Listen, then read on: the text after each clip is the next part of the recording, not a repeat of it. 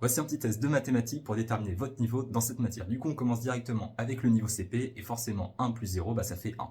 Ensuite, si on continue, on passe aux soustractions. Niveau CE1, c'est toujours assez facile. Si on continue, là, niveau CO2, 1 multiplié par 1, ça donne toujours 1.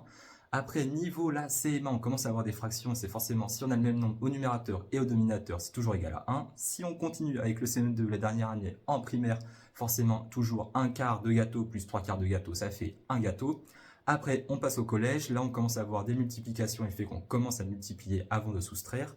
Ensuite, pour le niveau 5e, là, on commence à avoir les puissances et 1 fois 1 fois 1 fois 1, ça fait bien 1 à la puissance 4. Ensuite, là, niveau 4e, ça se corse un peu car on voit à la fois les racines carrées ici et les puissances et le calcul des puissances et tout ça, c'est bien égal à 1.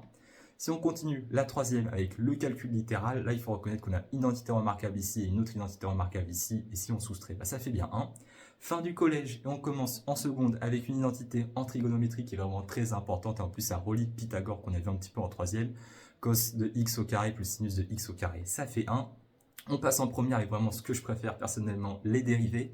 Et forcément, 1, c'est égal à f' de x. Si ici, on a fx qui est égal à x plus une constante k, forcément, la constante, elle disparaît. Il reste juste x. On va juste prendre du coup le 1. Et on passe en terminale, où là, ça commence à devenir un peu plus compliqué avec des limites.